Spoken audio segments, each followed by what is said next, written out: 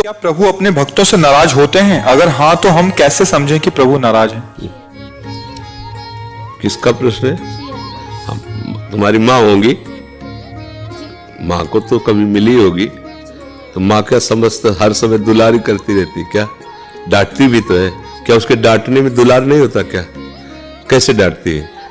ये दूध पी, नहीं हमारी इच्छा नहीं, थप्पड़ मारेंगे, दूध पी, और दूध पी लेता ना। अब आप उसमें ये विचार करके होता उसमें माँ का क्या नाराज होना, क्या प्रसन्न होना, आपके लिए ही था ना। चल बाथरूम चल, स्नान कर, श्रृंगार, हम नहीं हम खेलेंगे, जाके थप्पड़ मारती, चल सीधे चल। ये महाराज की नाराजगी है, वो बच्चा समझ रहा है नाराजगी नहीं। अपार करुणा सिंधु भगवान, हम नरक में गिरने जा रहे हैं, हमको घसीटते हैं। उस समय उनका जो घसीटना होता है हमें लगता है गुस्सा हो रहे हैं, भगवान गुस्सा नहीं हो रहे, भगवान कृपा कर रहे हैं, पर हम वो समझ नहीं पाते हैं।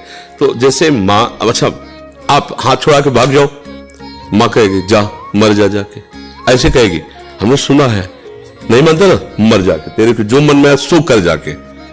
अब उससे पूछो कि वो माँ बच्चे को मरने का श्राप दे रहे क्या? नहीं नहीं, अगर वो दौड़ लगाया और गिर गया तो दौड़ के जाके उठाएगी, और वो उसका एक प्रेम भरा शब्द है जिसमें कर्कशता दिखाई दे रही पर है नहीं। ऐसे ही भगवान है, अनंत माताओं में जो वात्सल्य है वो हमारे भगवान के एक बिंदु से है, वो वात्सल्य सिंधु है। सोचो जब एक माता अपने बच्चे का अहित नहीं कर सकती तो अनंत माताओं जैसा प्यार लिए हम सच्चे उनके संतान हैं। क्योंकि ये शरीर मायाकृत पांच भौतिक है जो माँ के गर्भ से रच कर आया है, लेकिन जो मैं हूं वो केवल भगवान का अंश हूं, माया रचित मैं नहीं हूं। जो अंश है मैं तत्व वो श्री कृष्ण का अंश है, सीधे श्री कृष्ण का अंश है, और है ये भी सब श्री कृष्ण से ही, पर ये माया में रूपांतरित होकर पंचभूतों के द्वारा निर्मित है। ये मेरा स्वरूप नहीं है, जो मेरा स्वरूप है वो श्री कृष्ण का अंश है। तो मेरे सच्चे वात्सल्य समुद्र तो प्रभु है ना, पर हम प्रभु को जान नहीं पा रहे, अपनापन नहीं कर पा रहे, तो हमें लगता है प्रभु हम पे गुस्सा हो रहे हैं। अगर तुम्हें ऐसा कहीं लगता है कि प्रभु गुस्सा भी हो रहे, कब लगता है? जब हमारी मानी हुई कामना में बाधा पड़ती है, वो पूर्ण नहीं होती, तो हमें लगता है मेरे भगवान नाराज है क्या? क्योंकि अगर नाराज ना होते तो उन सर्वशक्तिमान को ये बात पूरी करने में क्या घाटा था, उन्होंने क्यों पूरा नहीं किया? इसका मतलब नाराज नहीं, ऐसी बात नहीं है। जैसे हम चाह रहे हैं कि हमें 100 रुपया मिल जाए, तो आज जाकर के मैं ऐसा ऐसा मनमानी करूं, मां कहे 25 पैसे भी नहीं देंगे, नहीं देंगे, जा। क्यों? क्योंकि पता है कि अगर आज 100 रुपया पाएगा, हो सकता है कोई नशा करे, गंदे आचर, नहीं देंगे। और वही माँ जब देख लेगी कि हाँ आप सही ढंग से खर्चा कर देते हो, तो अपनी कमाई हुई पूरे जीवन की संपत्ति आपको दे देगी। ऐसे ही हमारे भगवान है, हमारे तो सब बच्चे ही ना, उपद्रवी बच्चे हैं, तो उतना दे देते हैं जितने खेल में हमारा नुकसान ना हो।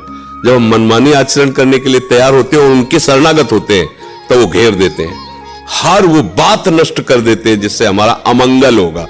क्योंकि भगवान का एक नाम है मंगल भवन अमंगला है, और हम मान रहे हैं कि उसमें मंगल है, और भगवान देख रहे हैं कि इसमें अमंगल है, उसको काट देते, पर हम समझ नहीं पाते हैं। एक दो मित्र थे, कई बार सत्संग में सुनाया है, वो दोनों मित्र कुछ दिनों के बाद आचरणों में दोनों के परिवर्तन हो गया।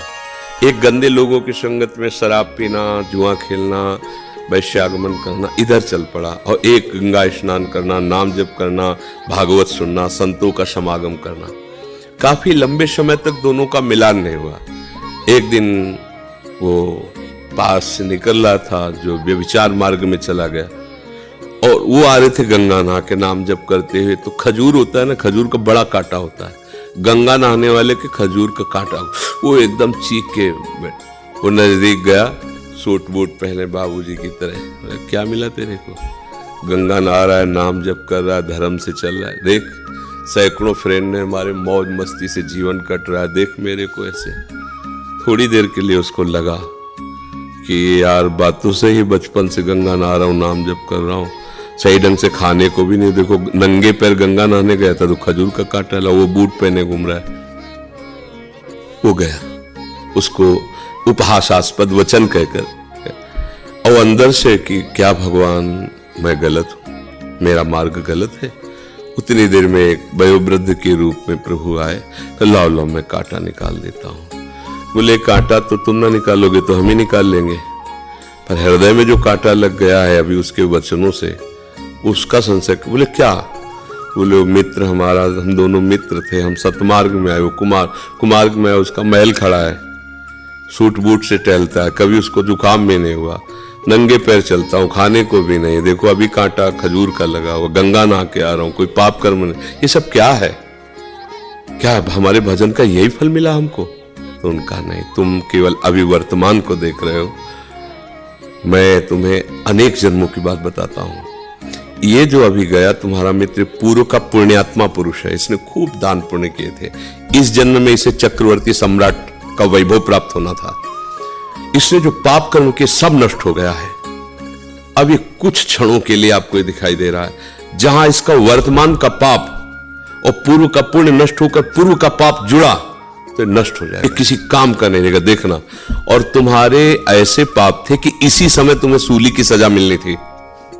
पहले पुराने जमानों में सूली की सजा होती, भाले जैसे एक यंत्र में ऊपर से उसको लाके छोड़ा जाता था, गुदा द्वार में घुस के ऐसे, अब वो कितने घंटों में तड़प के मरे, बहुत कष्टप्रद मृत्यु।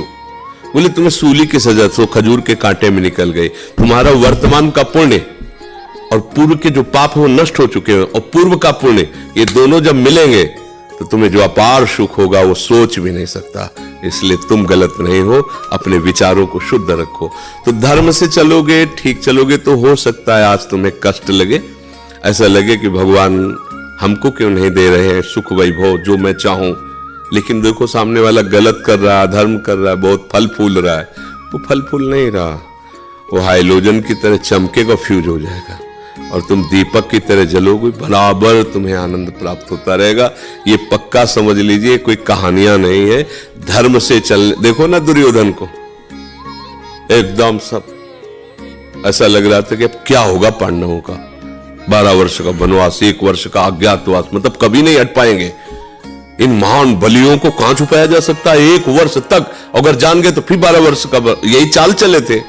लेकिन जिनके सहायता करने में भगवान उनको, आखिरकार हस्तिनापुर के चक्रवर्ती सम्राट पद पर महाराज युधिष्ठिर बैठे और उनके कुल में कोई पानी देने वाला नहीं बचा, सब नष्ट हो गए। तो अधर्म थोड़ी देर तुम्हें लगेगा फलते फूलते, और उसका परिणाम है नाश।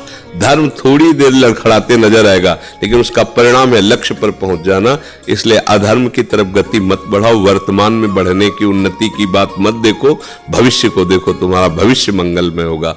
बुद्धिमान पुरुष, विवेकी पुरुष भविष्य को देखते हैं, और जो मूर्ख होता है वो अभी को देखता है, अभी खाओ, अभी मौज लो, लेकिन आगे।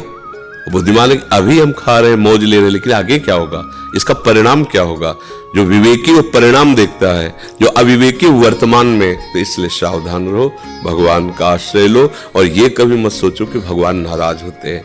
वो जो भी प्रतिकूलता देते हैं हमारे मंगल के लिए देते हैं, हम समझ नहीं पाते।